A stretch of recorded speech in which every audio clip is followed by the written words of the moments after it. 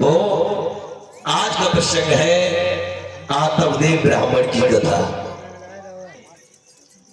अभी हमारे पंडित श्री कृष्ण जी आप लोगों को लिए बता रहे थे कि एक रोमहर्षण नाम का शहर था।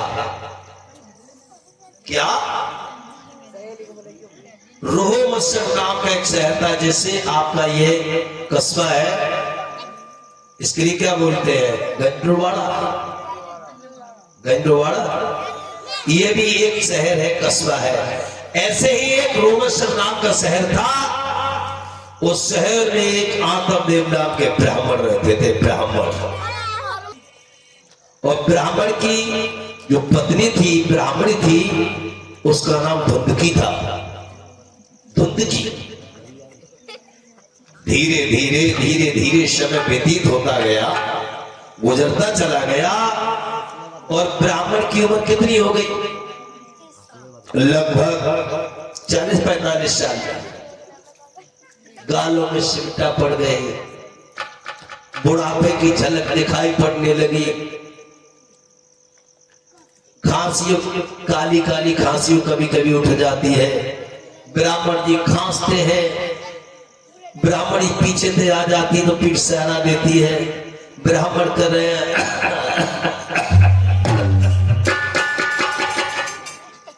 तो ब्राह्मणी ब्राह्मण से कहती है, भैया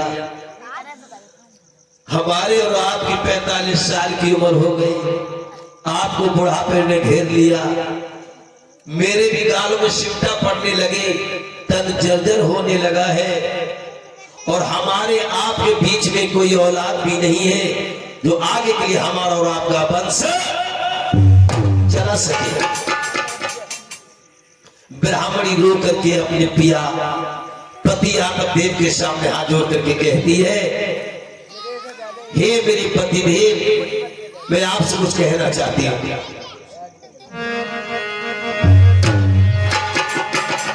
ब्राह्मण कहने लगा है, तुम क्या कहना चाहती हो भद्रे? तो क्या बोली है ब्राह्मणी धुंधकी अपने पति आत्मदेव से? कहिए महाराज। अरे धनमयी बिना रे दान के शोभे, चाहे तेरे माया के भवे भंडार।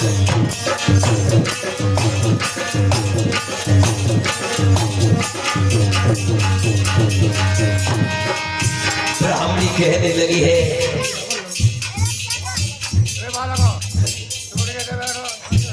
ब्राह्मणी कह रही आत्मदेव से, राजन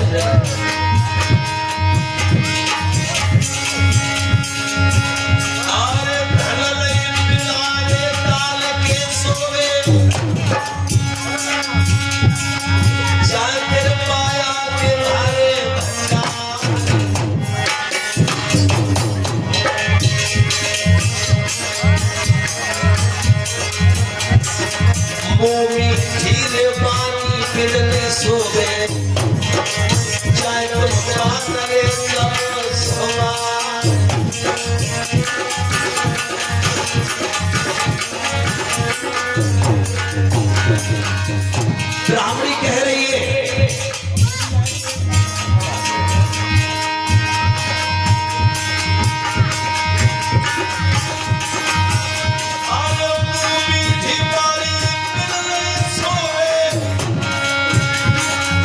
एक एक शब्द को सुनना, चाहे तुम पादरे जबो शोभा,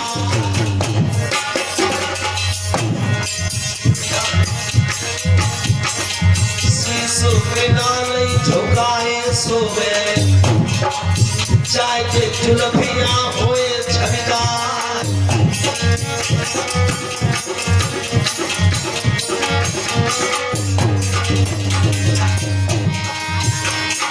ये कवि की कल्पना है।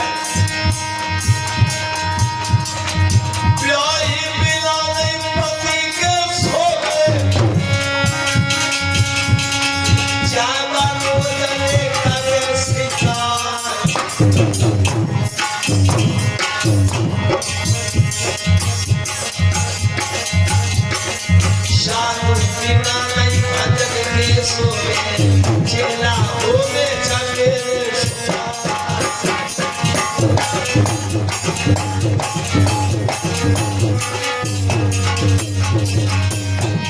और क्या कह रही है ब्राह्मणी किशन,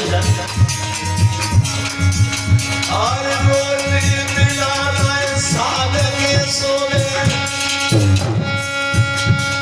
रोटी बिना सब्जी की अच्छी नहीं लगती है, चाहे तुम मेरा खिलियो बना।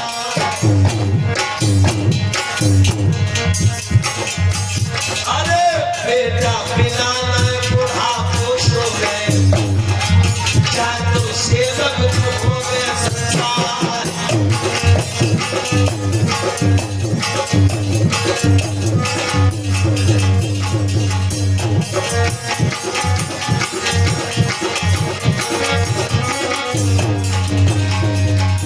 ब्राह्मणी कहने लगी है महाराज, अरे ब्राह्मण सुन धीरे धीरे, कुल को भी गौ सत्यानाश।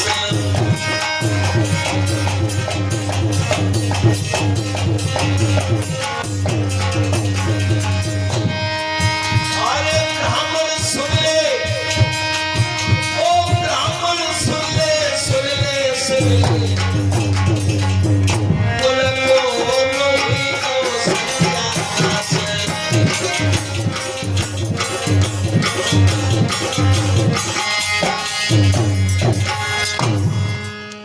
बोले शब्दों में जवाब दिया। इधर श्री सुखदेव जी समझा रहे, हे राजा परीक्षित,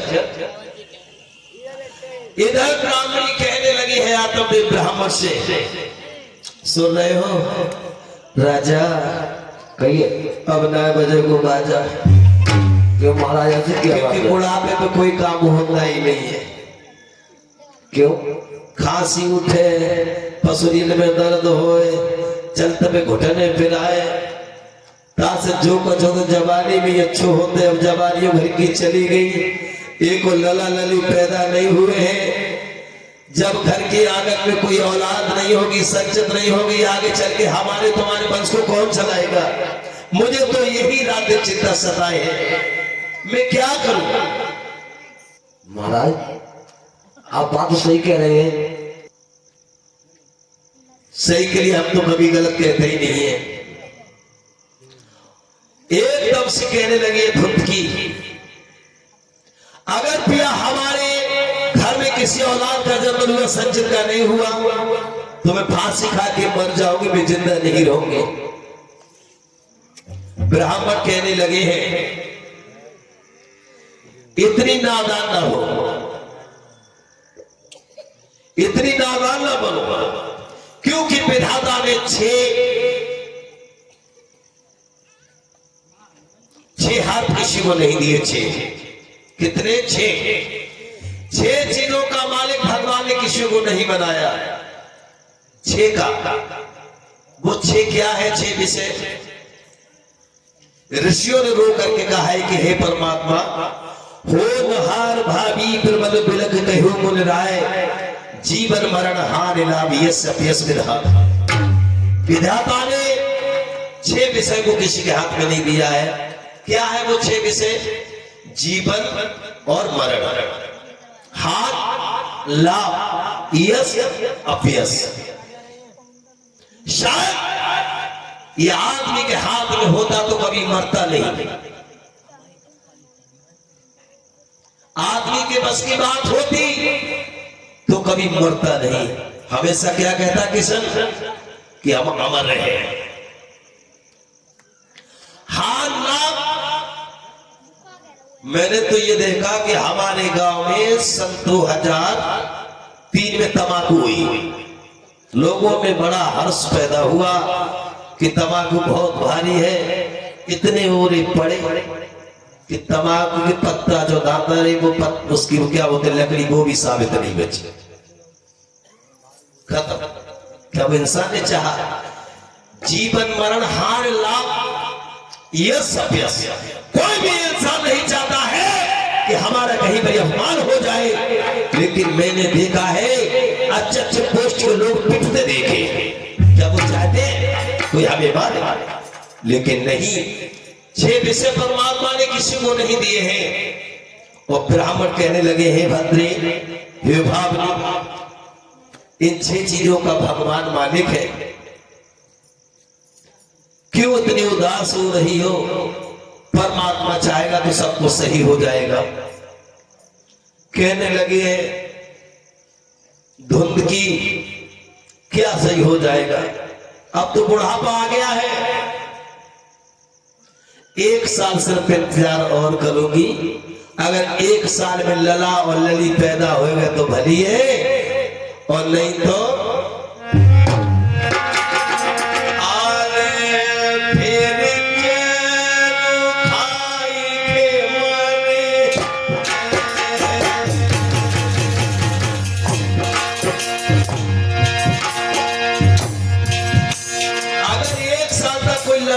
पैदा नहीं हुए तो 1 साल के बाद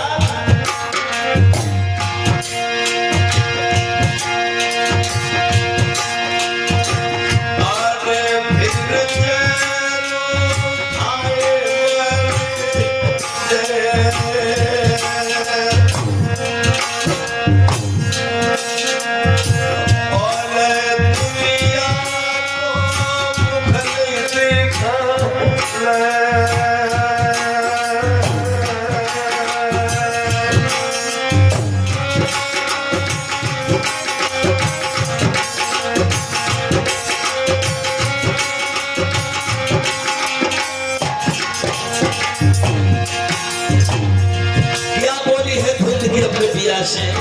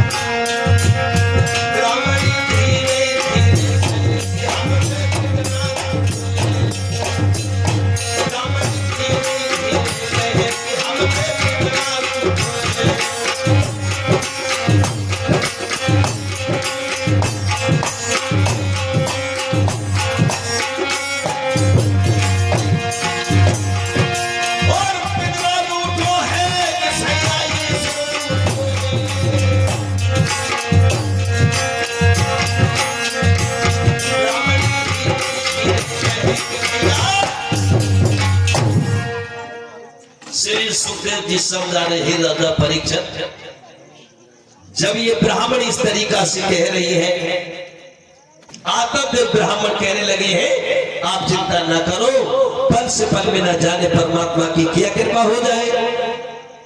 हाँ, ये बात बिल्कुल सत्य है। ईश्वर जिस पे कृपा करता है, जिसके घर पे चल के जाता है, संत श्रोमणी तुलसीदास ने लिखा है कि परमात्मा न देखा जाता है, न सुना जाता है, केवल महसूस किया जाता है। कब कृपा करते? मेरे प्यारे भक्तों, एक समय का जिक्र है, आतंक ब्राह्मण अपने शहर रोमसर से बाहर घूमने के लिए गए, तो सब लोगों ने उनको देख करके पीठ फेर के खड़े हो गए, मुंह फेर लिया। ब्राह्मण इस घटना को देखता रहा। जब ब्राह्मण ने इस घटना को देखा, सबसे पहले उसके सामने एक मेहतरानी आती है, वाल्मीकि, वो भी उसको देख करके जमीन में झाड़ू मार करके पीठ फेर के खड़ी हो गई। तो ब्राह्मण ने कहा, एक बात पूछे? कहिए। मेहतरानी कहने लगी, ब्राह्मण, अरे तुम मुझसे क्या पूछोगे? मैं तुम्हें बिना ही पूछे बताती हूं। क्या? कि एक बार तुम्हारा जो दर्शन करे, जीवन नरक हो जाना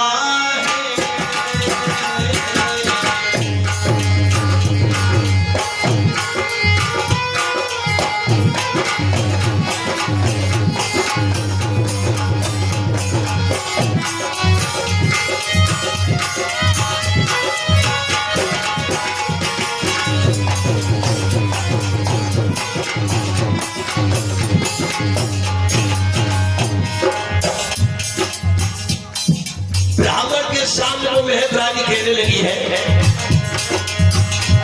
आपके दर्शन करने से, आपके दर्शन करने से जीवन नरक बन जाता,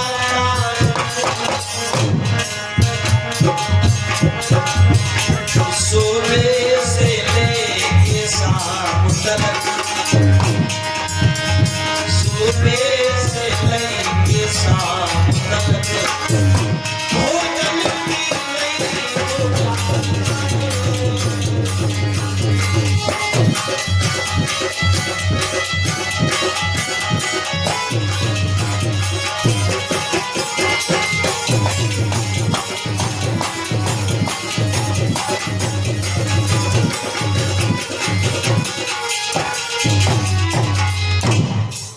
कहने लगे हैं उसी समय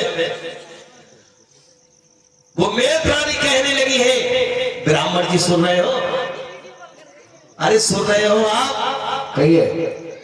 तुम अपने मन में कितने बढ़िया बनो, कि तुम अच्छे लगो, लेकिन तुम्हारा जो दर्शन कर लेता है सुबह सुबह से भोजन नहीं मिलता है और उसका जीवन नरक हो जाता है। तुम पृथ्वी पर बोझ हो और इसलिए मेरी अगर कहीं मानो तो आप मर जाओ, क्योंकि तुम्हारे अकेले मरने से लाखों लोग दुखी तो नहीं होंगे, इसलिए मेरा कहा मानो। ब्राह्मण कहने लगा, क्या कह रही हो तुम? मैं इतना बुरा हूं? मैं इस पृथ्वी पर बोझ हूं? कहने लगी है मेहतरानी झा। ब्राह्मण कहने लगा, मैं तुम्हारा परीक्षण करूंगा। कहने लगी है मेहतरानी, कर लीजिए। ब्राह्मण ने उसका परीक्षण किया, अपने घर से उसने दाल चावल आटा तेल ताई को भेजा है। उस मेहतरानी ने बड़े सुंदर भोजन बनाया और जब खाने के लिए बैठी है और इधर आत्मदेव ब्राह्मण ने अपने सिपाहियों को भेज दिया, मंत्री को भेज दिया है, नौकरों को भेज दिया कि जाओ देख करके आइए। ये कहती है कि सत्य है कि जो ब्राह्मण का दर्शन कर लेता है उसे भोजन नसीब नहीं होता है, इसका परीक्षण करो।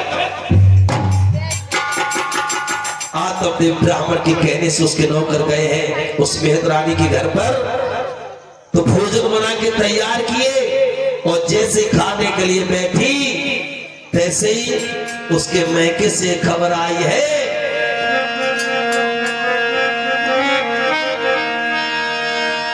तेरे बिहार में लग गई आगे के सुन ले प्राण।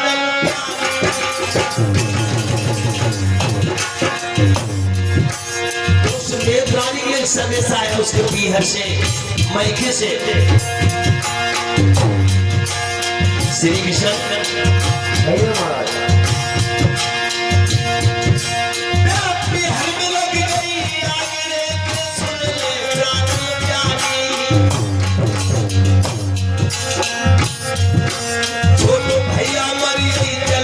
बहन तुम्हारी परिवार की सारी बात।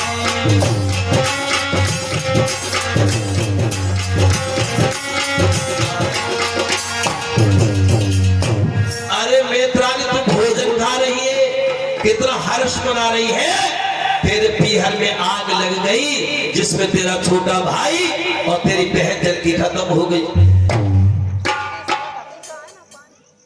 एकदम से भाग पड़ी है रो करके अपने पीहर के लिए। नौकरों ने आकर के संदेश दिया था ब्राह्मण के लिए, कहने लगे हैं ब्राह्मण जी कहिए। तुम क्योंकि बहुत देर में तो बोलते हो और अच्छे भी नहीं लगते, क्या करें? नौकर कहने लगे महाराज जो ऐसा उसने कहा वो सत्य है। तो ब्राह्मण ने कहा कि मैं इस पृथ्वी पर अधम हूं। पहले के लोगों में एक समझदारी थी, परिचय सुन रहे हो कथा के लिए?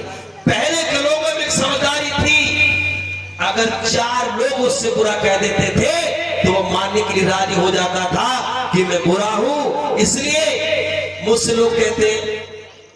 और आज के जमाने में आज के जमाने में काने से काना कह देना,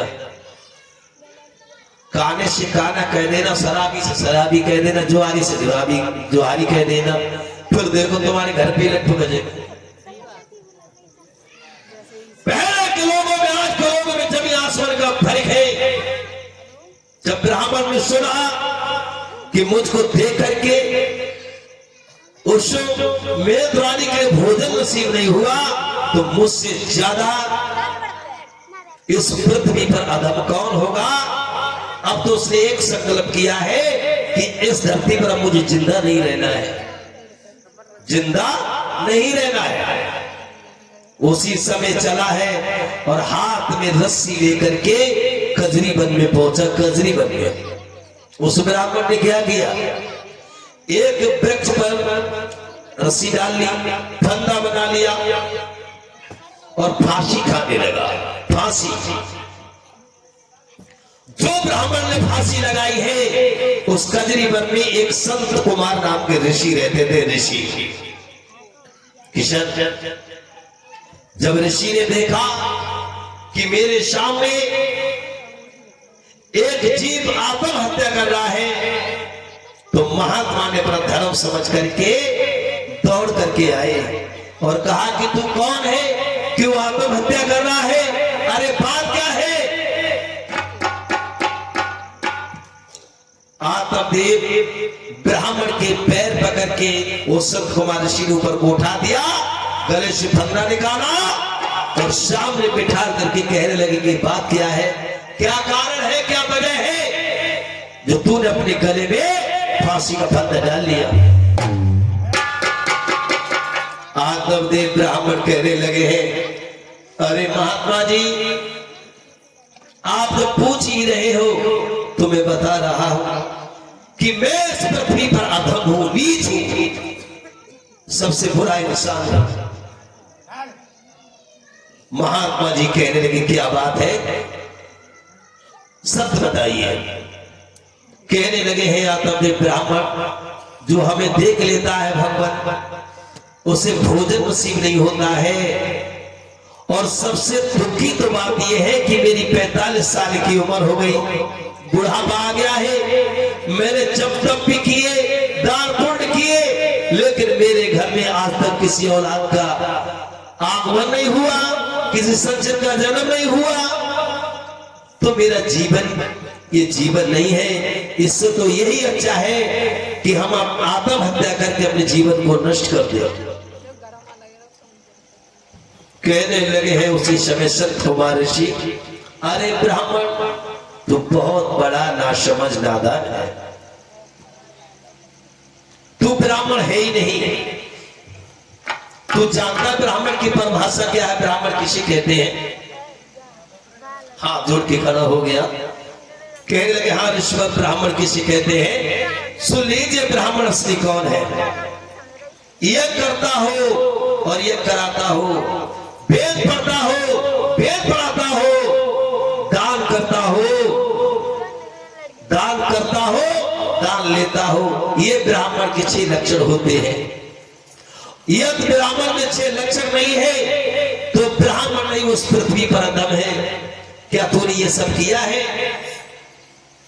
हाथ जोड़ करके कहने लगे हैं आत्मदेव कि हे प्रभु मेरे सर में तो ये 1.5 बिलात की चुटिया है और मुझे चुटिया के घमंड में चुटिया का घमंड कर बैठे कि हम ब्राह्मण है, इसलिए मैंने सबसे बड़ा अपने आप को समझा।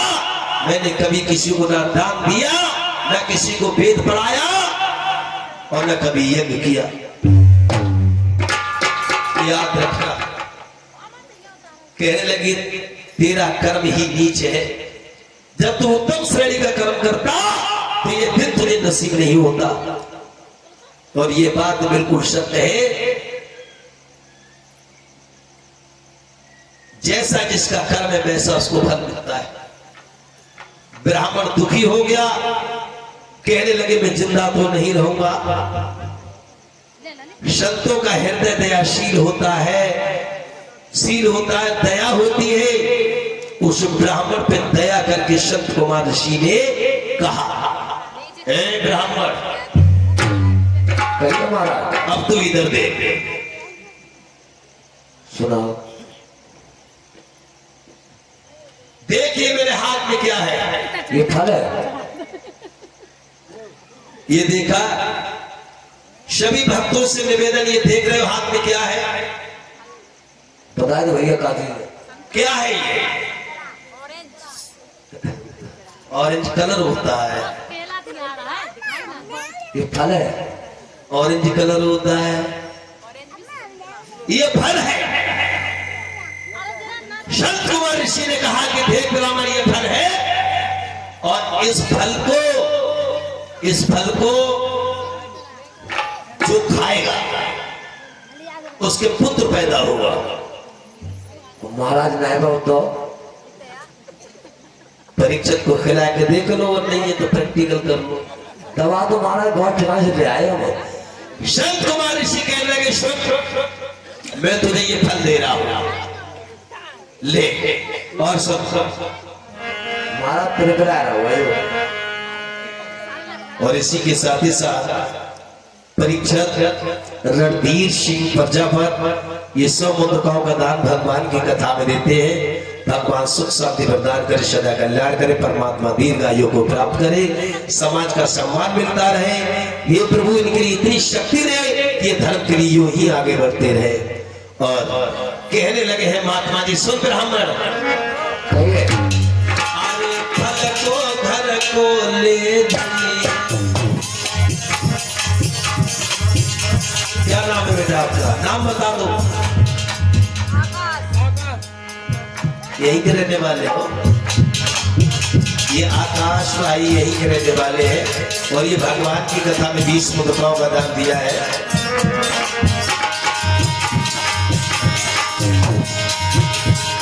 अरे फल को तुम घर ले जाइयो, अपनी प्यारी नारी को खबरियो, सुंदर लला के दर्शन पाइयो। महात्मा जी कहने लगे हैं, तेरे घर में ललाई को आए धीरे धीरे, और उजड़ो चमन फिर से खिले धीरे धीरे।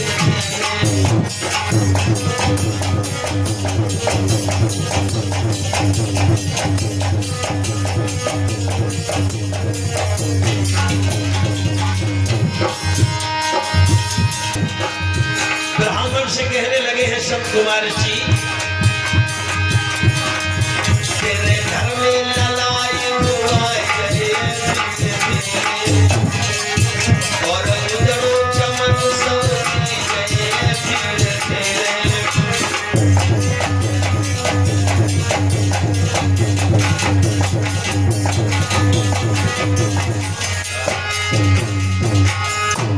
संत कुमार ऋषि कहने लगे, ब्राह्मण सुन रहा है?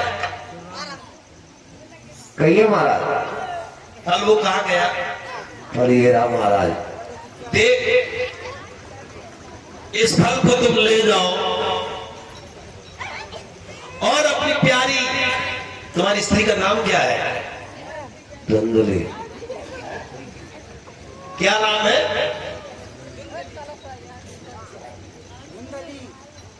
क्या नाम है? धुंधली। चाहे धंधकी कह दो चाहे धुंधली कह दो, बात एक ही है। देखिए फल के लिए धुंधली था, धुंधली। आदर देव की पत्नी का नाम था धुंधली। और सुन रहा है ब्राह्मण? कहिए। अपनी पत्नी को खिला दी जाके। महाराज को दिखाई दे तो। अब देख लो भाई, अपना मान भले टल जाए, संत का मान कभी टलते न देखा। इस फल के लिए तेरी स्त्री खाएगी तो पुत्र पैदा होगा, अन्य भी जो भी खाएगा उसके कुछ ना कुछ पैदा होगा। ये सब कुमार ऋषि ने कहा। ठीक है महाराज, खवाई देंगे जाके। ब्राह्मण फल को लेकर के घर चले। ब्राह्मण प्यारी उनकी आंगन में बैठी हैं, टकटकी लगा के देख रहे हैं कि ब्राह्मण जी अभी घर नहीं आए हैं। इंतजार कर रही है और तब तक ब्राह्मण जी घर पहुंच गए। जो ब्राह्मण को आते ही वो घर देखा है धुंधली ने, हाथ पकड़ लो, कहने लगी जानते हो तुम छोड़ के हमें घर से बाहर मत जाया करो, मेरा दिल मचलाता रहता है, मैं पतिव्रता स्त्री हूं, तुम तो चले जाते हो, एक पल मुझे देखने को नहीं मिलते हो, तो मेरे दिल में हलचल मच जाती है, हलचल मच जाती है। ब्राह्मण कहने लगा तुम कैसी बात करती हो, बैठ जाओ। दोनों लोग साथ ही साथ चारपाई में बैठ गए और मुस्कुरा कर उस अपने ब्राह्मण ने कहा कि सुन रही हो, कहिए।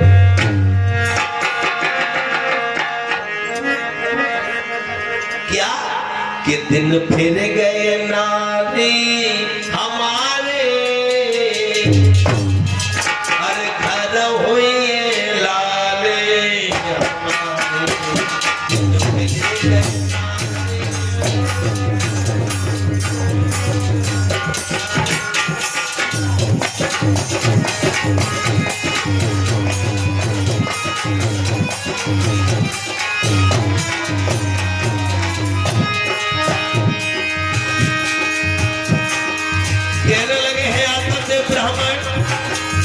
सुन रही हो धुंधली, कहिए महाराज। मेरी रलिया ये फल देख रही है, मेरी रलिया फल तू खाएगी,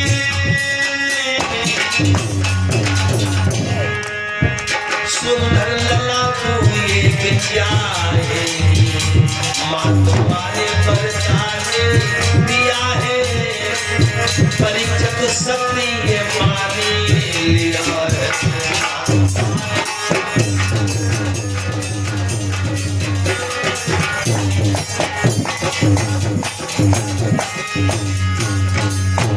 ये फल लो, ये ला फल। कहिए महाराज, ये फल है? ये महात्मा संत कुमार ऋषि ने हमें फल दिया है, और ये फल को तुम खाओ, बड़ा सुंदर तुम्हारे लला पैदा होगा। ब्राह्मणी कहने लगी है धुंधली, सही बता महाराज। अब तो उम्र भी हमारी बुढ़ापे की ओर जा रही है, अभी असंभव है। ब्राह्मण कहने लगे महात्मा जी ने गारंटी ली है कि जो भी इस फल के लिए खाएगा उसके पुत्र पैदा होगा। ब्राह्मणी कहने लगी ला, फल तो बहुत अच्छा है। ब्राह्मण से तो कह दिया कि मैं खा लूंगी। समय गुजरता चला गया और एक दिन की बात है, ब्राह्मण के गले में पहिया डाल करके कहने लगी है धुंधली, पंडित जी कहिए महाराज। मेरे आत्मा में एक बात आ रही है, कह दो। कह दो? हाँ। मुझे शर्म लग रही है। शर्म? शर्म लग रही है। ऐसे क्या बात है? मत पूछो, मेरा दिल ये कह रहा है। हाँ। कह दूं? कह दे, लोगों मत। कह दूं? कह दो। सुनो, सुनाओ।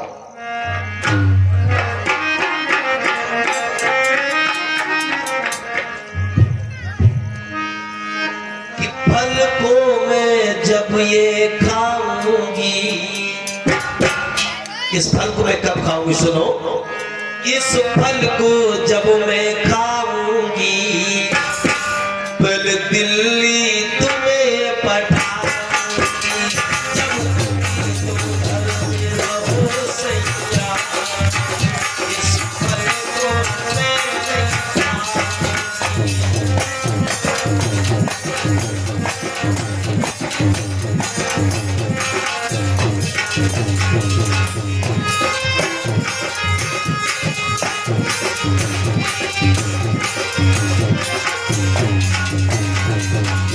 सुन रहे हो? सुनाइए। मुझे शर्म लग रही है।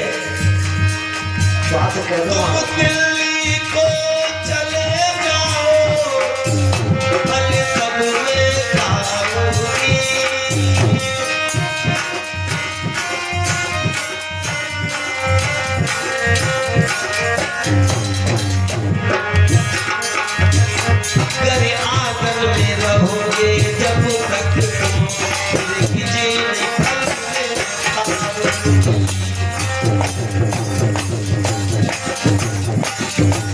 लो,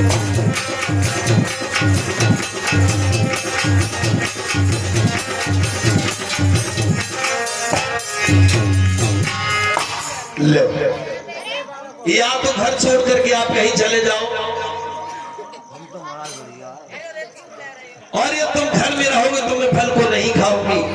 चाहे लला पैदा होए चाहे ना होए, चाहे फिर बुढ़ापे बस चले या नहीं चले, लेकिन मैं कहती हूँ राजा, जब तक तुम घर में रहोगे मैं इस फल को नहीं खाऊंगी। मेरी आत्मा कहती है या तो दिल्ली चले जाओ या गुजरात भट्टा पे चले जाओ, ईंटे पाती हो जा करके। ईंटे को पाती है ना, क्या करे? तो दिल्ली चले जाओ। दिल्ली गए तो कर बस लो कार हो कच्चे ना वैसे मध्यम लुट गए।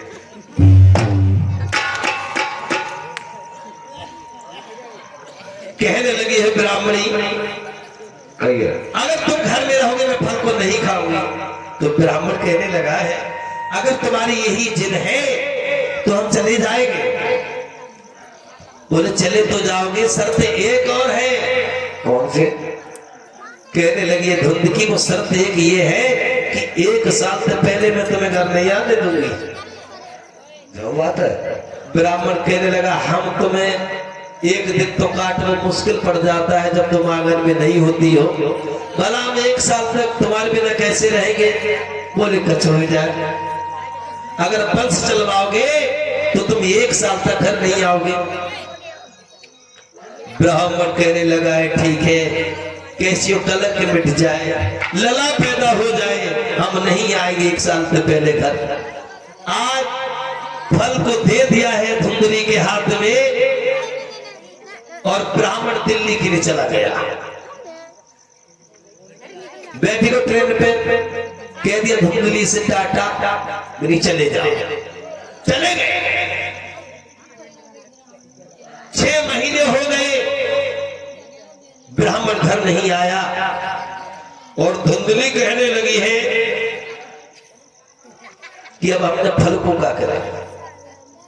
बच्चों, वैसे तो हमारी नाव ना डूबती, लेकिन हमें भरोसा तुम डुबा दोगे। जब हमारे देश के बच्चे ही ट्रेन नहीं होंगे, संस्कारी नहीं होंगे, तो इतिहास कैसे सलामत रहेगा? नहीं सही है, कोई दिक्कत नहीं है, सांड बढ़िया है, आ जाती कभी किसी छोटी मोटी तो कभी चलती रहती है। योगी आदित्यनाथ इतने सख्त आदेश होते हुए भी क्या कोई बात रुकावट है? झगड़े भी हो रहे हैं, शराब भी बिक रही, जुआ भी हो रहे हैं, छोटे मोटे चलते रहते हैं। 6 महीने हो गए अपने ब्राह्मण के लिए। इधर धुंधली ने विचार किया है कि हमारे ब्राह्मण जी ने हमें फल दिया है, और फल की तासीर जो इसे खाएगा पुत्र पैदा होगा, और नहीं खाती हूं तो मुझसे विश्वास उठ जाएगा। धुंधली ने क्या किया, उसके घर में गाय पली है, गाय, और वो फल उस गाय को खिला दिया। फल उस गाय के लिए खिला दिया धुंधली ने। देखिए उस पर पिता परमात्मा की कृपा। इधर श्री सुखदेव जी समझा रहे, हे राजा परीक्षित, जैसे ही फल खवाया है गाय के लिए, धीरे धीरे धीरे धीरे समय व्यतीत होता गया, और उधर गाय के प्रसव की पीड़ा आने लगी है। जब समय पूर्ण हुआ तो उस गाय के पुत्र पैदा हुआ। पुत्र कैसा था? बड़ी सुंदर आंखें, कान गाय जैसे थे, देखने में बड़ा सुंदर लगता है। धुंधली ने जब देखा है कि गाय का पुत्र पैदा हुआ है तो बहुत खुशी मनाने लगी है, बधाइयां बज रही है। और सबसे ज्यादा प्रधान जी को खुशी हुई, प्रधान जी के लिए बहुत खुशी मनाई है सभी लोगों ने। मेरे प्यारे भक्तों, यूं ही समय व्यतीत होता गया। कुछ समय के बाद में, लेकिन ये किसी को पता नहीं था कि ये गाय का पुत्र पैदा हुआ। ये केवल धुंधली को ही पता था, धुंधली को, और किसी को पता नहीं था। लेकिन प्रधान जी तो जा समझ रहे कि धुंधली का ही पुत्र पैदा हुआ है, किन्हें क्या पता हकीकत क्या है। श्री सुखदेव जी समझा रहे हैं राजा परीक्षित, उसी रोमहर्षण शहर में धुंधली की छोटी बहन रहती थी जिसका नाम था, क्या था, धुंधली, धुंधली था। लेकिन उसके तो भगवान की कृपा से इतने बच्चे थे, दर्जन से भी ज्यादा। और जिस समय गाय के पुत्र पैदा हुआ उस समय धुंधली के भी कोई खुशी होने वाली थी। तो धुंधली ने अपनी छोटी बहन धुंधली से कहा, अरे बहन, सुन रही हो बहन? घर गई अपनी छोटी बहन के धुंधली के, तो धुंध की बोली है, बेना एक इस बड़ी बहन पर उपकार कर दो। कहने लगी धुंधली, बहना क्या उपकार करो? समझा करके कहने लगी है, मेरे पति ने मुझे फल दिया, उस फल की तासीर थी जो इसे खाएगा पुत्र पैदा होगा। वो फल मैंने गाय को खिला दिया, गाय के बड़ा सुंदर पुत्र पैदा हुआ। और बहना तू मेरे ऊपर जो उपकार करेगी, तो जैसे तेरे लला पैदा हुए और तू मुझे दे दिए, मेरे घर भिजवा देना। और तू क्या करेगी जानती है? क्या करे? एक आटा को लला बनेगी रात में, और लला पैदा हो जाए तो पता ना चले किसी के लिए। ठीक है। जब लला पैदा हो जाए मेरे घर भेज दिए, और तू एक आटा का लला बनाना और उस पर सफेद कपड़ा उड़ा देना, फिर तू रोए निकलिए। ठीक है बहन। खूब रोइए और कहिए कि रात लला पैदा भव, 4 बजे पैदा भव लला, और जैसे 5 बजे तैसे मर गए। खूब सीना में भूसा मार मार के रोबन लगिए। ये दुनिया वालों को हकीकत पता चल जाए कि वास्तव में इसका लड़का पैदा हुआ, बच्चा पैदा हुआ, वो मर गया। कहने लगी है धुंधली, मैं ये नाटक क्यों करूं, इसके बदले मुझे क्या मिलेगा? लेकिन वो गरीब थी, गरीब थी उसकी छोटी बहन धुंधली। धुंधली कहने लगी, बहन उस बच्चे के बदले में मैं तुझे इतनी दौलत दे दूंगी, तेरी 7 पीढ़ी बैठ करके खाएंगे, दौलत नहीं निपटेगी। कहने लगी, तो हंसी हंसी खुशी से मैं तुम्हें लला दे दूंगी। और जैसे ये समय नजदीक आया, धुंधली के पुत्र पैदा हुआ, उसने रात ही रात अपनी बड़ी बहन धुंधली के घर भिजवा दिया। और आटा को लला बनाओ, कपड़ा में बांध लो, और छाती में घूसा मार मार के रो लगी। कैसे?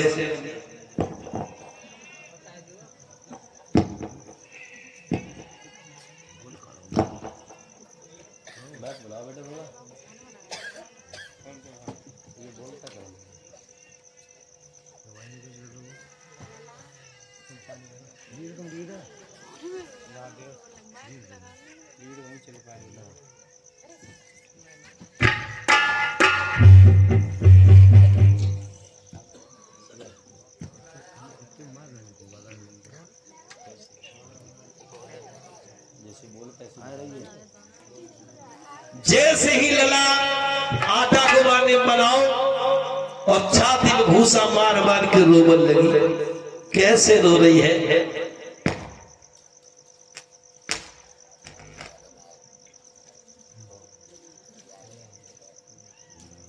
मेरे प्यारे भक्तों, सभी गांव के लोग इकट्ठे हो गए, माताएं बहनें इकट्ठी हो गई और कहने लगी, अरे बहन धुंधली तू क्यों रो रही है, क्या बात है?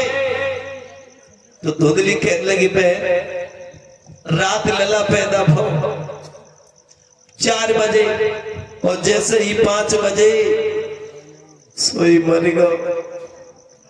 मेरी सारी 9 महीना की मेहनत बेकार चली गई बहन। अब तो जिंदगी में रोबो ही रोबो है। अब हम कैसे सबूरी अपने दिल में बांधे। अगर लला हमारो एक ना आदू पापू खाए ले तो हमें सबूरी होती कि हमारा लला पैदा हो तो कुछ तो खाओ। बिना खाए मर गए। अब मैं क्या करूं?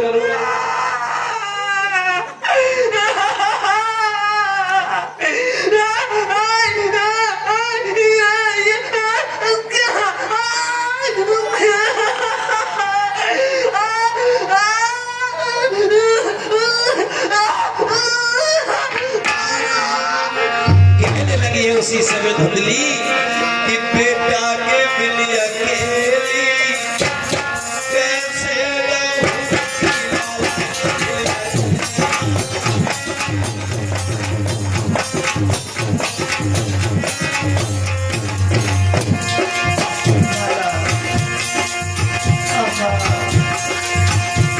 बेटा मर जाओगे मेरे लाल।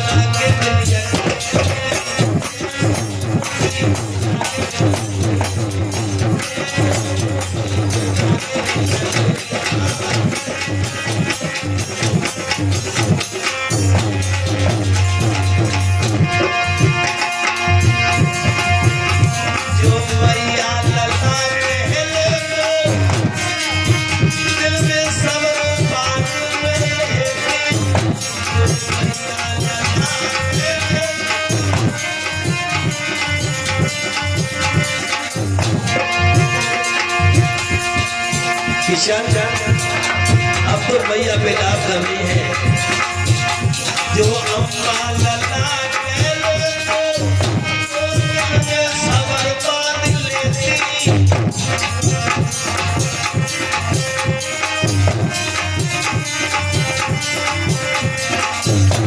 लाला के बिलिया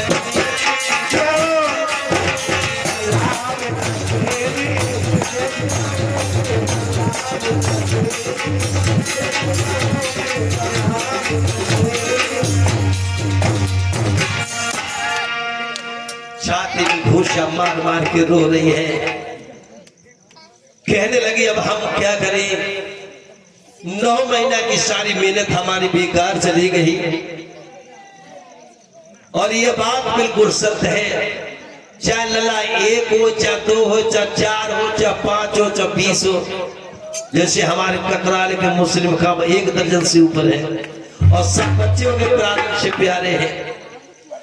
बच्चा चाहे लंगड़ा हो, लूला हो, काना हो, खुतरा हो, कैसा भी हो, लेकिन माता पिता के लिए प्राणों से बढ़कर के प्यारा होता है। मेरे प्यारे भक्तों, श्री सुखदेव जी समझा रहे हे राजा परीक्षित, जब इस तरीका से विलाप कर रही है,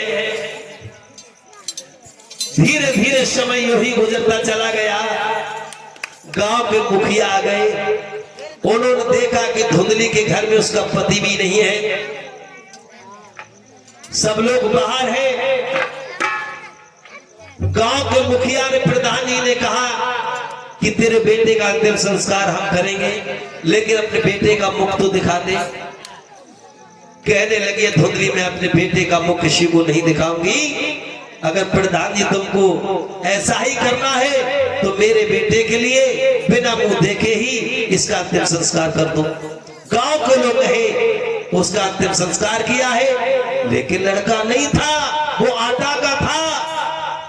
और लला धुंधली ने अपनी बड़ी बहन धुंधली के लिए दे दिया था। महाराज आतप देव के लिए खत लिख दिया है धुंधली ने। और खत में क्या लिखती है अपने पति के लिए, जरा ध्यान दीजिए।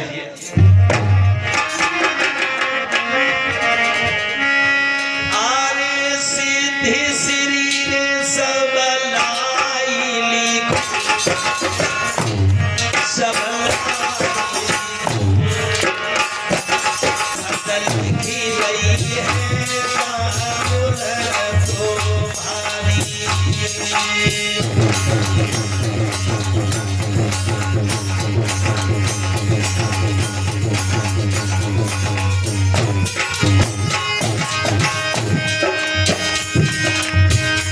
धुंधली अपने प्रीतम के लिए खत लिख रही है आतप देव ब्राह्मण के लिए।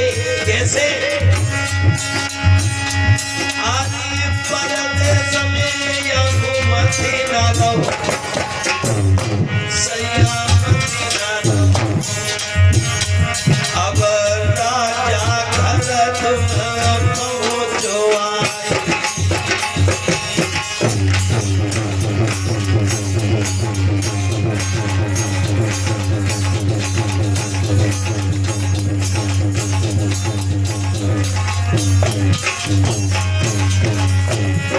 और क्या लिख रही है धुंधली?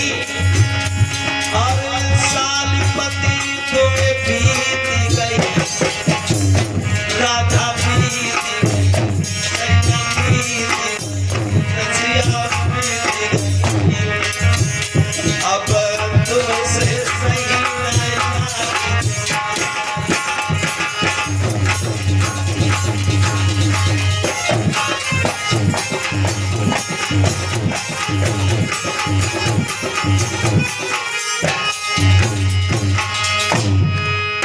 आतप देव ब्राह्मण के लिए धुंधली ने खत लिख दिया है और खत में लिखा है कि मेरे प्रीतम तुम्हारी 1 साल होने आई है, अब तुम दिल्ली से घर चले आओ और बड़े सुंदर सुंदर 2 ललन को जन्म हुए तुम्हारे घर में। ब्राह्मण जी को यह सूचना मिली है, खुशी से जगमगाने लगे हैं और शीघ्र ही घर आ गए। अपनी प्राण प्यारी के लिए बाहों में भर लिया। अरे भद्रे, अरे भावनी, तुमने तो काम कर दिया। ये बच्चा की खुशी में सही है। चलो कुछ तो आओ। 100 रुपया परीक्षा रणधीर सिंह जी ये बच्चे की खुशी में भगवान की कथा में दान करते हैं। भगवान सुख शांति प्रदान करे, सदा शक्ति प्रदान करे, धर्म के लिए यूं ही आगे बढ़ते रहे। और देखो भैया, पहला दिन है, हम किसी से कुछ नहीं कहेंगे और वैसे नहीं कहेंगे, क्योंकि वैसे अब बहुत सालें हो गई। जब हम यहाँ आए थे तो शायद हमारी गाड़ी भी नहीं थी, बहुत कम थी। काफी दिन बाद के मैं यहाँ पर ही आया हूँ, मैं अच्छी तरीका से किसी से परिचित नहीं हूँ, तो ऐसे मान के चलो गोने वाली ससुराल में काऊ को नहीं जानते, ऐसे हम किसी को नहीं जानते, खाली हम तो इन्हीं को जानते, बूढ़े के लिए जो बैठे हैं सामने, और प्रधान जी के लिए जानते हैं, और एक ओमपाल है कोई, उनको भी जानते हैं, और वो डॉक्टर है यशपाल, उनको जानते हैं। तो क्षमा करें, 200 रुपए प्रधान वर्तमान विनोद, ये 200 रुपए भगवान की कथा में दान करते हैं। और प्रधान जी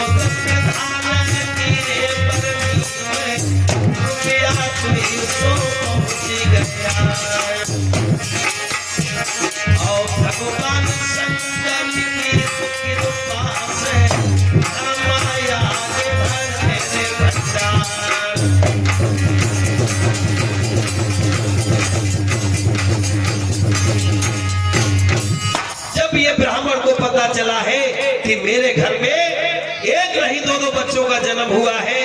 अपनी प्राण प्यारी धुंधली के लिए बड़े प्यार से कहा है कि तुमने तो कमाल कर दिया, तुम धन हो, मैं भी धन हूँ। अब महात्मा जी धन है जिन्होंने हमें फल दिया। बड़ी खुशी मनाई है। खुशी के साथ ही साथ ब्राह्मण दान पुण्य करने लगे हैं और कह रहे हैं कि ये गड़िया गांव के लोगों, एक गड़िया गांव की माता और बहनों, क्या कह रहे हैं ब्राह्मण आतरदेव?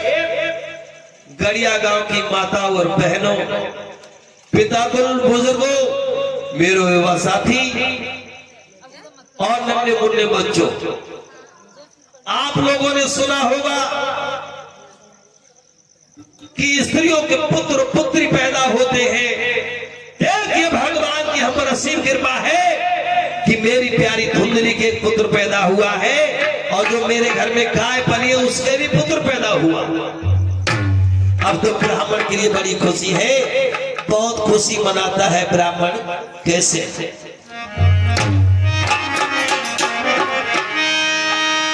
आंगन में पदाई बजी रही, सुनो भैया मेरे सुनो, दादा मेरे सुनो, पीरन मेरे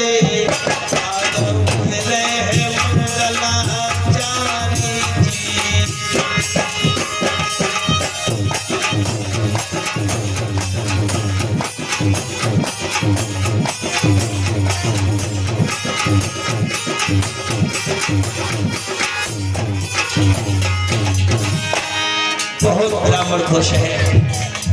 अरे भगवान, तेरी लीला का कौन वर्णन करे। स्त्रियों के तो पुत्र पुत्री पैदा होते हैं। मेरे परमात्मा, तेरी असीम अनुकंपा है, तेरी कृपा से मेरे घर में गाय बनी, उसके भी पुत्र पैदा हुआ है। बहुत खुशी मना रहा है आतपदेव ब्राह्मण।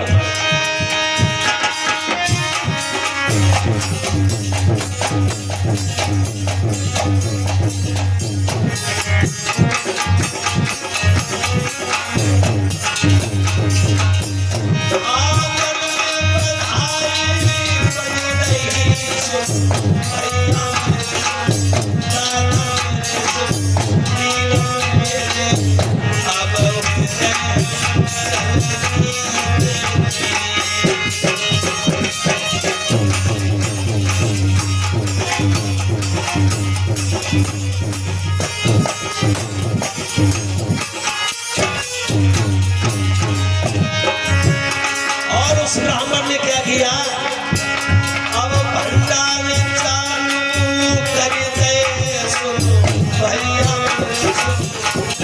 मेरी सुनो, दीदी मेरी सुनो, बहना मेरी, अब सारे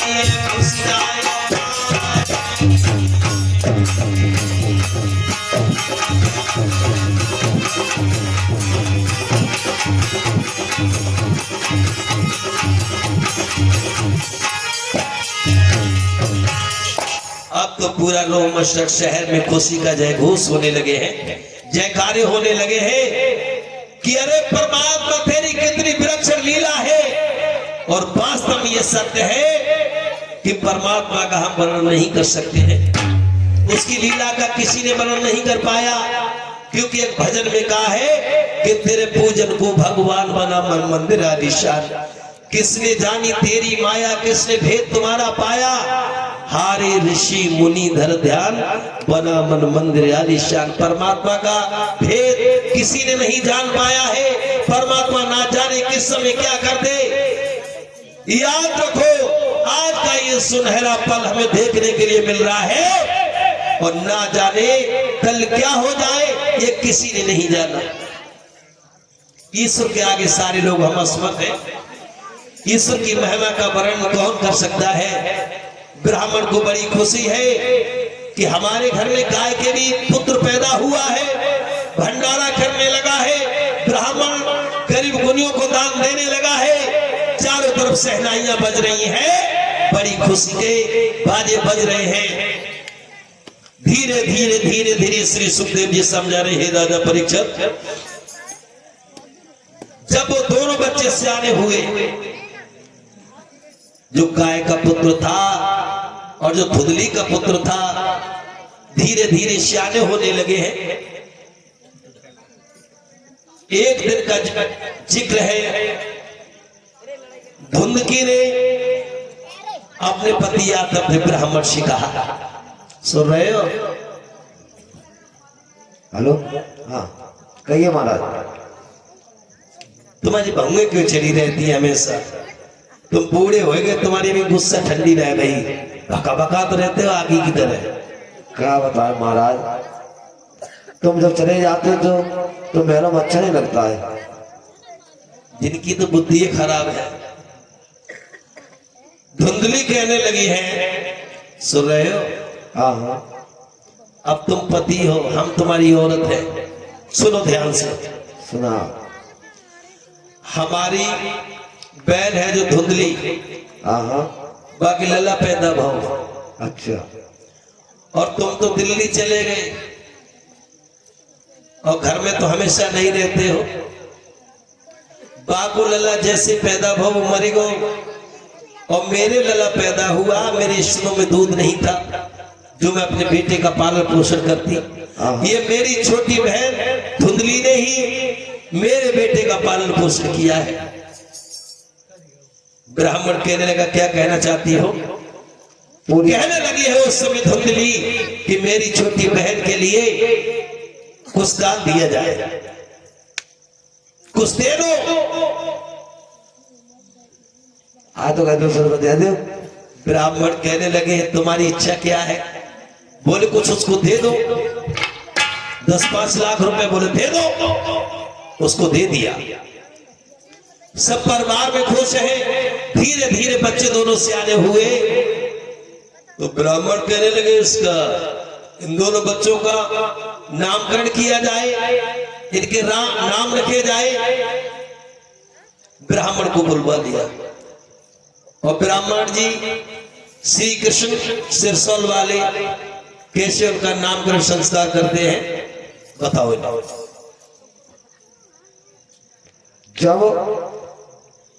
जब गाय से पुत्र पैदा हुआ है तो उसका नाम रखा गया गोकर्ण। परीक्षित महाराज जी, गो माने इंद्रियां और कर्ण माने बस में रखना। जिसने अपने इंद्रियों को बस में कर लिया उसी को कहते हैं गोकर्ण। धुंधकारी तो घर घर में भरे महाराज, पीपी पलुआ टीकते हैं, मूड फोड़ते हैं, फरवाते हैं, कोई धुंधकारी।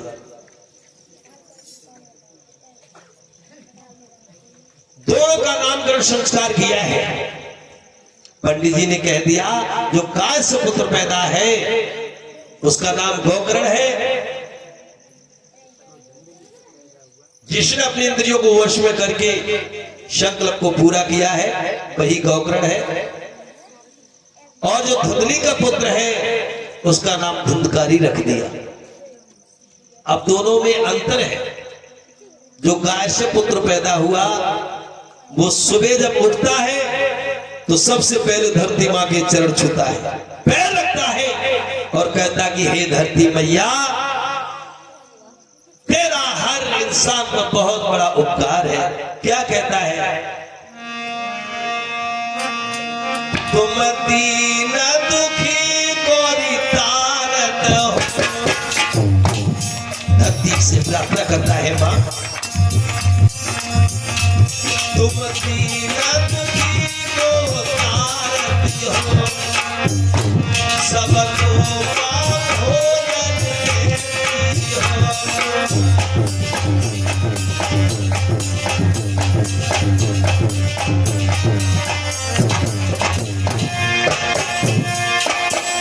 और क्या कहता है गोकर्ण धरती मैया से, माँ तू कितनी भारी है माँ। कुछ तो लोग दो पे खड़े होकर के पेशाब करते हैं,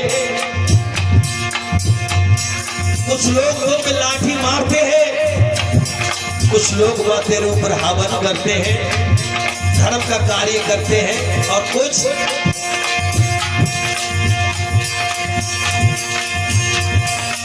अपमान तेरा करते हैं। कोई कारण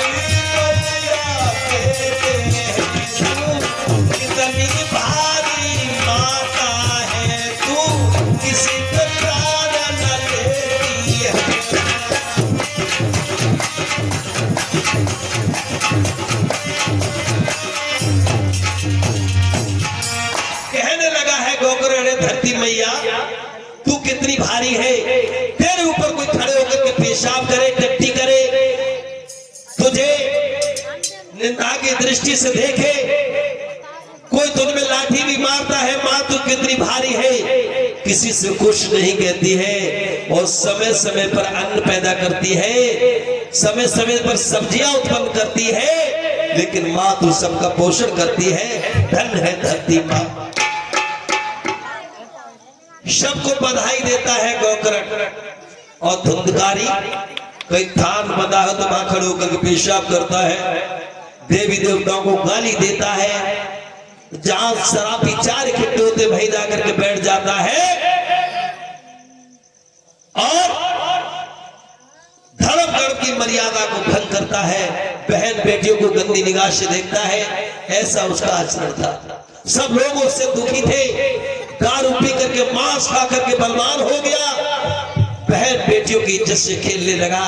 ऐसा था वो धुंधली का पुत्र धुंधकारी।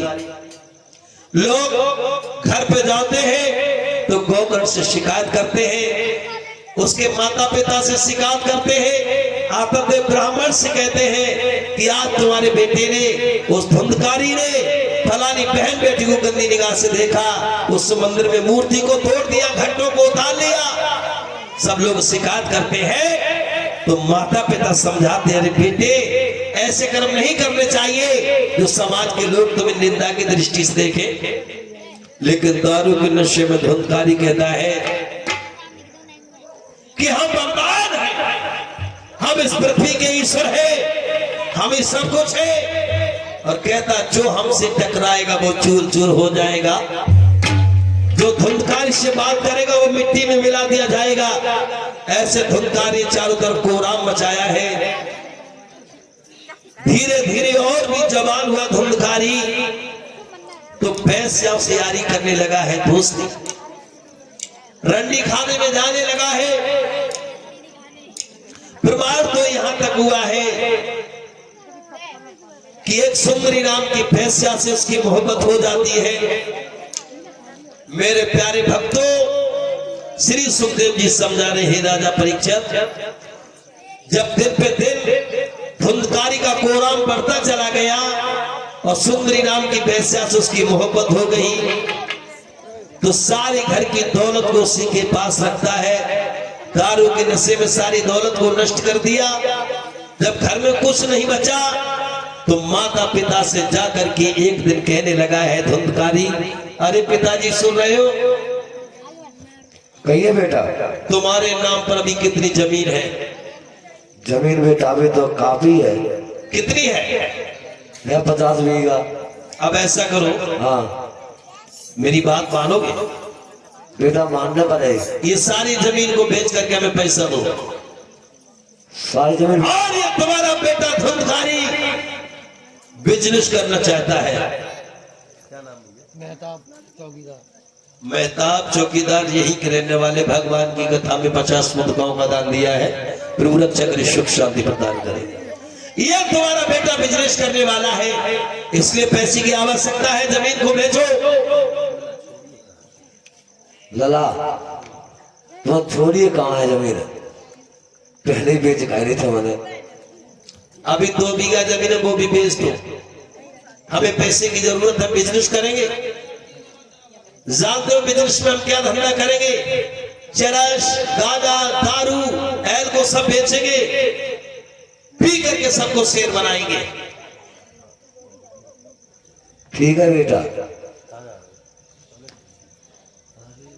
श्री सुखदेव जी समझा रहे हे राजा परीक्षित, जब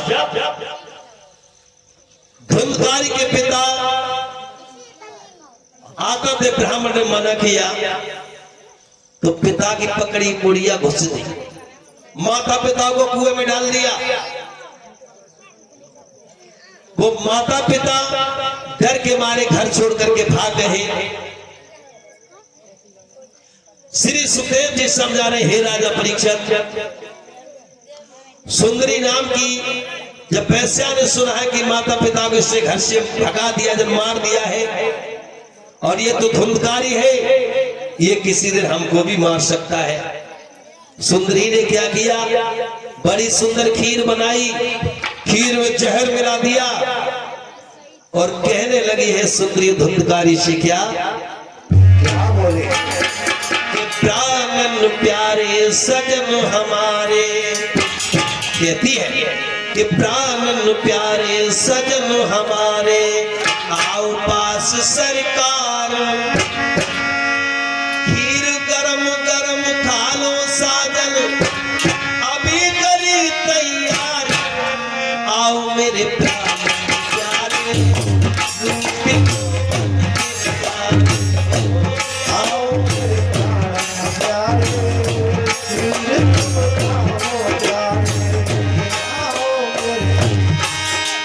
कहने लगी है प्राणन प्यारे सजन हमारे, करी तैयार, एक चम्मच खा ले सजन, तब करूंगी तुमसे प्यार, आओ मेरे प्यारे, आओ धरती जो बदले नजारे,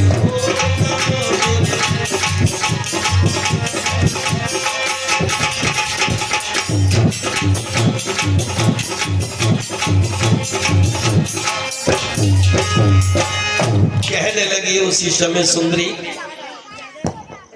अरे धुंधकारी, ये देखो कितनी सुंदर खीर हमने तुम्हें बना के तैयार की है, इसे खाओ, और मैंने स्पेशल तुम्हारे लिए ही बनाई है। धुंधकारी कहने लगे भला तुम्हारे हाथ की खीर और हम नहीं खाए, लेकिन धुंधकारी नहीं समझ सका है।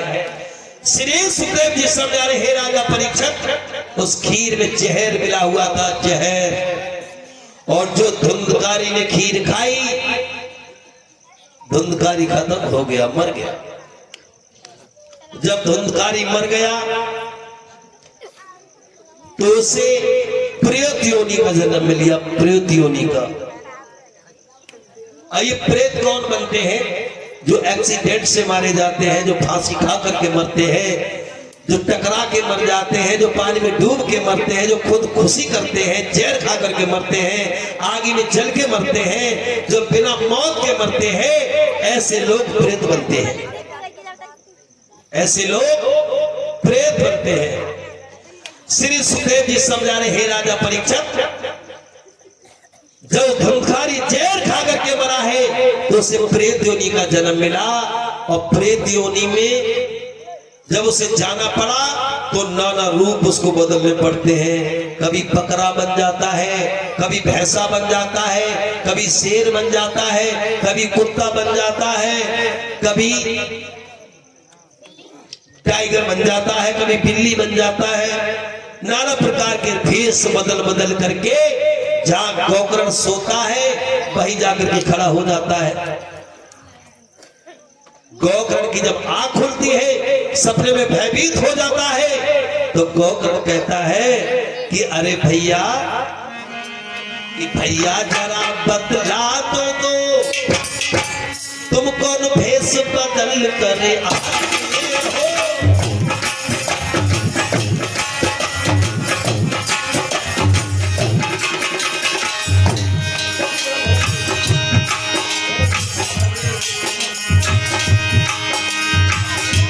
गोकर्ण कहने लगा है धुंधकारी से, किया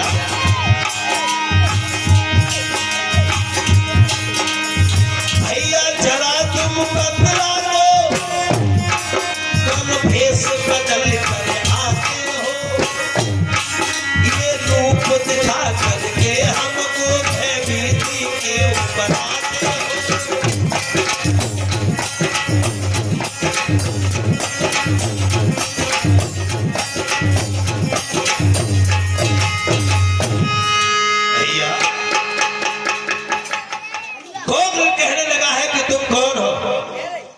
जो मेरे सामने कभी भैंसा का रूप धारण करते हो, कभी बकरा बन जाते हो, कभी शेर बन जाते हो, कभी कुत्ता और बिल्ली बन जाते हो, भैया तुम कौन हो?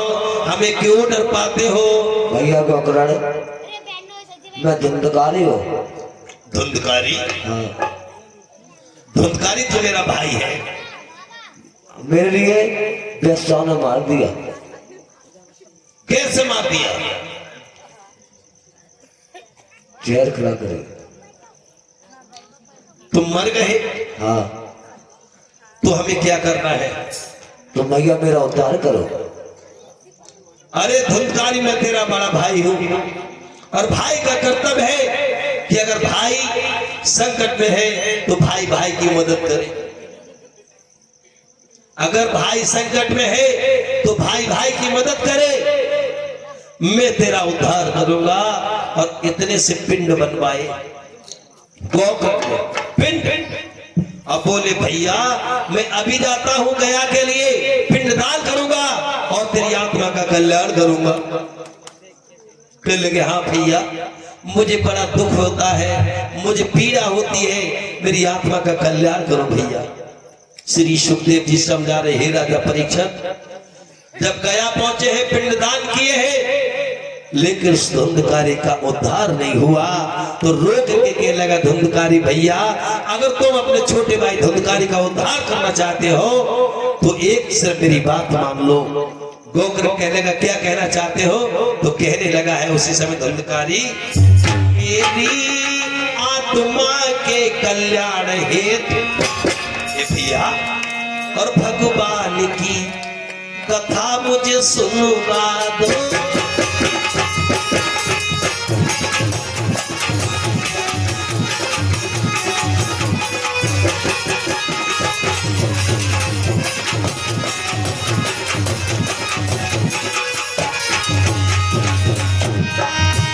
वही धुंधकारी कहने लगा है, भैया मेरी आत्मा के कल्याण के लिए सुनो। मेरी आत्मा के कल्याण है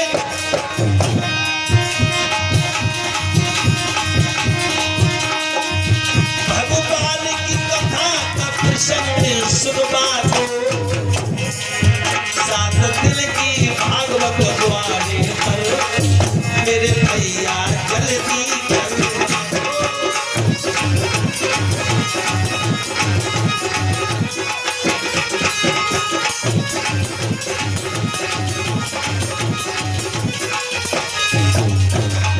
और कहने लगा है धुंधकारी भैया, सुन रहे हो गोकर्ण भाई? कहाँ ध्यान है तुम्हारा? सुन रहे भैया, मेरी आत्मा के कल्याण के लिए 7 दिन की कथा घर के गांव में करवाओ। ठीक है भैया। भगवान की कथा को सुनकर के क्या हो?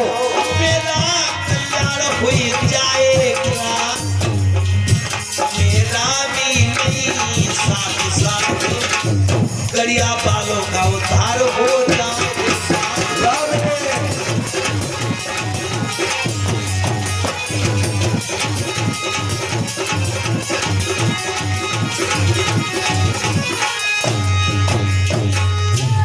भैया गोकर्ण, मेरी बात तो सुन रहे हैं आप? सुन रहे भैया। अगर तुम मेरी आत्मा का कल्याण चाहते हो तो इसी वक्त भगवान की पावन कथा का शादी का श्रद्धा का प्रसंग रखो, भगवान की कथा का आयोजन करवाओ, जिससे मेरी आत्मा का कल्याण तो होगा, साथ ही साथ एक गड़िया गांव वालों का सभी का एक तरफ से उद्धार हो जाएगा। राजेश कुमार। राजेश कुमार। राजेश कुमार जी, ये भगवान की पावन कथा में 50 मुद्राओं का दान लिया है। भगवान सुख शांति प्रदान करे, सदा कल्याण करे। इनके लिए पूर्ण शक्ति जो धर्म के लिए सदाई अपनाते रहे, संघर्ष करते रहे, भगवान की भक्ति करते रहे, अपने जीवन को महान बनाते रहे। बोलिए भगवान की जय हो। कहने लगे हैं उसी समय धुंधकारी, अगर मेरी आत्मा का कल्याण ही चाहते हो तो भगवान की पावन कथा है, श्रीमद् भागवत कथा है, जो मेरी आत्मा का कल्याण होगा, साथ ही साथ पूरे घर के शहर वालों का भी उद्धार हो जाएगा। मेरे प्यारे भक्तों, धुंधकारी के कहने से गोकर्ण ने अपने शहरों मशहर में भगवान की पावन कथा का साधना का प्रसंग प्रारंभ कर दिया। जैसे आज इस गांव गड़िया में, रणधीर में अपनी जन्मभूमि पर भगवान की पावन कथा का साधना का संकल्प सत्ता पूर्ण करने का जो किया है, ऐसे ही गोकर्ण ने किया था। जब भगवान की कथा वहां प्रारंभ हुई, जब एक दिन हो जाता है तो श्री सुखदेव जी समझा रहे, हे राजा परीक्षित, एक 7 गांठी वाला बांस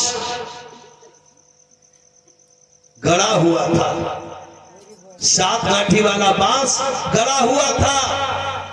और प्रमाण तो ये मिला है कि जो बांस होता है उसी में प्रेत योनि निवास करती है।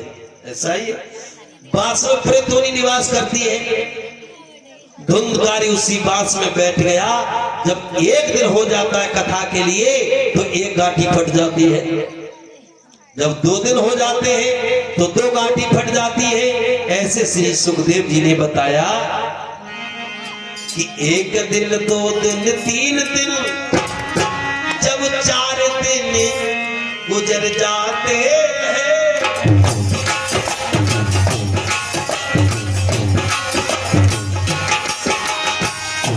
एक दिन 2 दिन 3 4 नहीं, जब 5 6, जब 7 दिन हो जाते हैं, 7 गांठी फट करके तभी सुंदर मानव बन जाते हैं।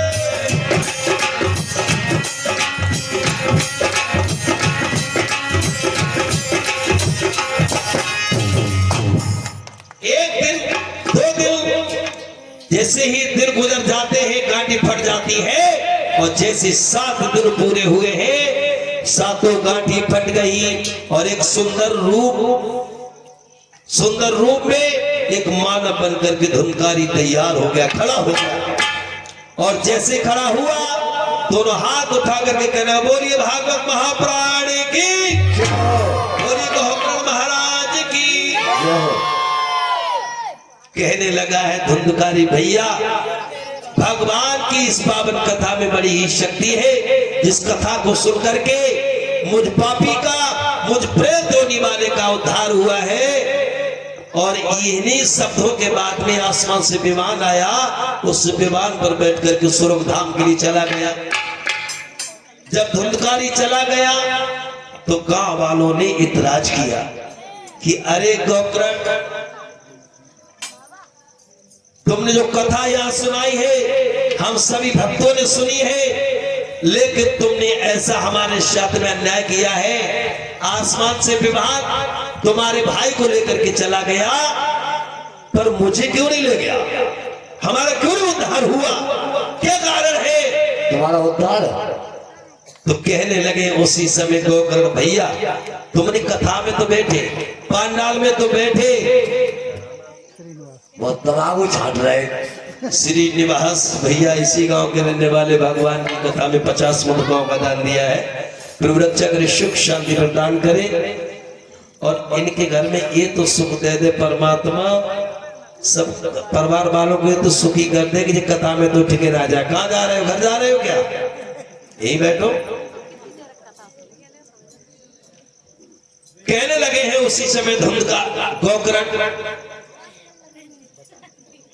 कि अरे तुम ये कह रहे हो कि हमने तुम्हारे साथ अन्याय किया है, हमारे भाई का उद्धार हुआ, कथा हमने भी सुनी, तुम्हारा क्यों नहीं उद्धार हुआ?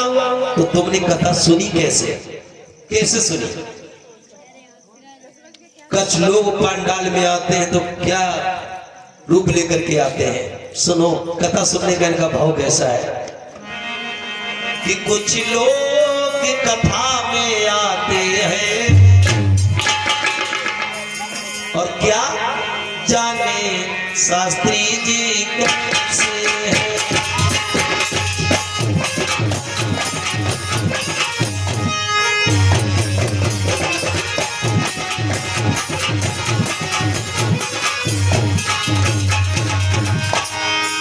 कहने लगे हैं उसी समय गोकर्ण, अपना अपना भाव होता है कथा सुनने का।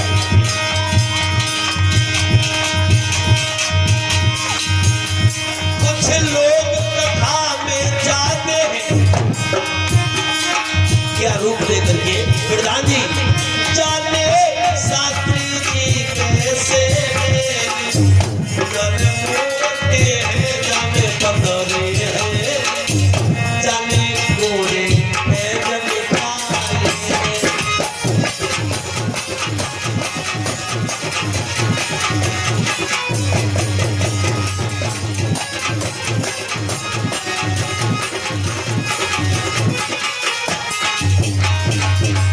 देखा होगा आप लोगों ने, सुना भी होगा,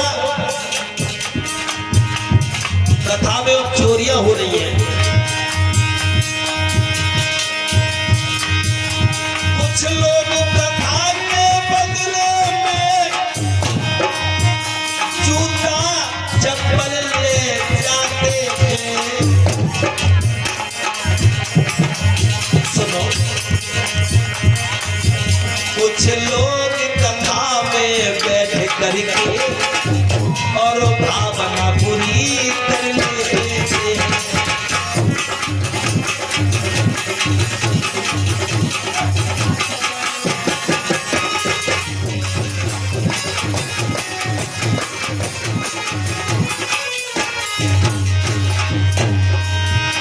जब मन ही सुध नहीं होगा कैसे मुक्ति हो पाएगी।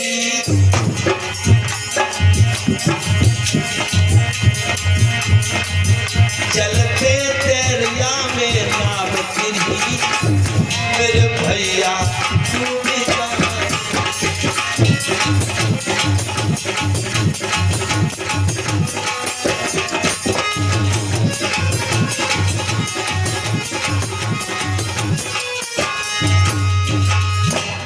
कथा सुनने का भाव सबका अलग अलग है। अब तो भगवान की पावन कथा के प्रसंग गांव में चल रहे हैं।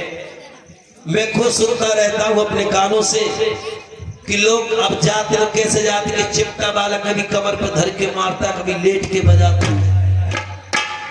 कभी कैसे भी बजाता है। कि कथा का तो एक नाम रह गया, केवल कलाकारी देखने के लिए जाते हैं और कथा में क्या सुनाया जाता है कोई उस पर विचार नहीं करता है। कोई कहते नहीं जाने शास्त्री कैसे, कोई यही रूप लेकर के जाते हैं कि हम ऐसो प्रश्न उन पे ठोकेंगे। शास्त्री की थी औकात क्या, उनके पापी हमारे प्रश्न का उत्तर नहीं दे पाए। हारने हराने का रूप लेकर के जाते हैं। उसी समय गौग्रह समझाने लगे हैं कि तुम लोग कथा में तो बैठे थे, तुम लोग पांडाल में तो बैठे थे, तुम कथा तो सुनते थे, लेकिन सुनते कहते थे मन मथुरा चित दूर का 14 मन भग जाए। इंद्रिय बस में नहीं मोह बिरथा दोष लगाए। आप लोगों ने सुना होगा एक सावित्री भी थी जिसने अपने मरे हुए पति को जिंदा कर लिया था। उनने भी तो कथा सुनी थी, उनने भी तो सत्संग सुना था। ध्रुव प्रहलाद का कल्याण होगा, उनने भी तो कथा सुनी थी। आज लाखों रुपए लोग लगा रहे हैं, भंडारा कर रहे हैं, कथा सुन रहे हैं। इसीलिए कल्याण नहीं होता है क्योंकि सुनने वालों का मन स्तर नहीं और ताके सुख सपने उड़ाई। जिसका मन स्वतंत्र नहीं है, विषय विकारों में लवलेश है, वो जप कर ले, तप कर ले, दान कर ले, कथा सुना है, फिर भी उसका उद्धार नहीं होगा। क्योंकि वही पुराना गाना उत्तर प्रदेश के पूजनीय संत कबीरदास ने क्या कहा था कि आदत बुरी समार ले बस हो गया भर। आती है कर्म प्रभाव, मन की तरंग मार लो बस हो गया, मन की तरंग मार लो बस हो गया। आए हो तुम कहां से और जाओगे कहां, इतना तो दिल विचार लो बस हो गया भजन। मन की तरंग मार लो बस हो गया भजन, मन की तरंग मार लो बस हो गया।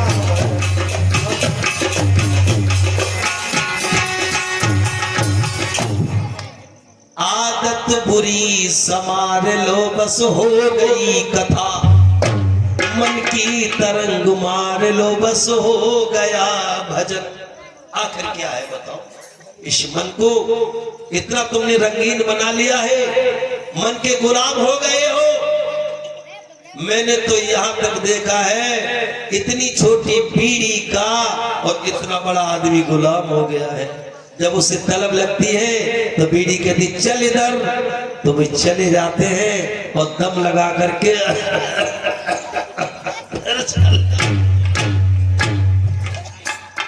तो जब तक इस मन को कंट्रोल में नहीं करोगे, चाहे तुम पंडाल में बैठे हो, चाहे सत्संग में बैठे हो, चाहे कथा सुनते हो या सुनाते हो, कभी तुम्हारा कल्याण नहीं होगा। मैं सही आप सही, जब तक तुम्हारे मन की वृत्तियां शांत नहीं होगी तब तक तुम्हारी आत्मा का कल्याण होने वाला नहीं है। बोलिए आनंद कंद भगवान की। तो गोकर्ण कहने लगे हैं कि भैया अब हम क्या करें, अब हम क्या करें, कैसे हमारी आत्मा का उद्धार होगा। तो कहने लगे हैं गोकर्ण, तुम्हारी आत्मा का कल्याण हो जाएगा और सभी हमारी माता बहने, हमारे भक्तजन, भाई बंधु सभी मिलकर के बोलेंगे, सबकी आत्मा का कल्याण होगा। कैसे? 5 मिनट इस महामंत्र का जाप करेंगे कि हरे रामा हरे रामा राम राम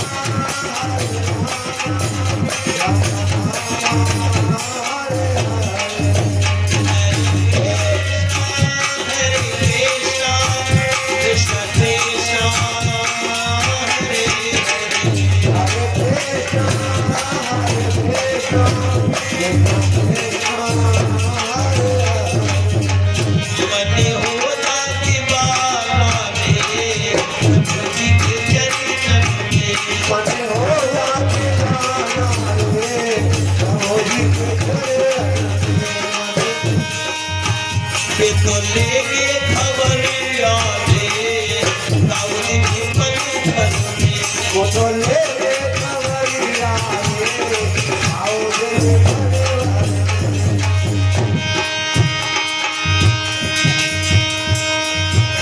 मन हो जा दीवाना रे तुझी के जमीन मन हो जा दीवाना रे दाऊदी के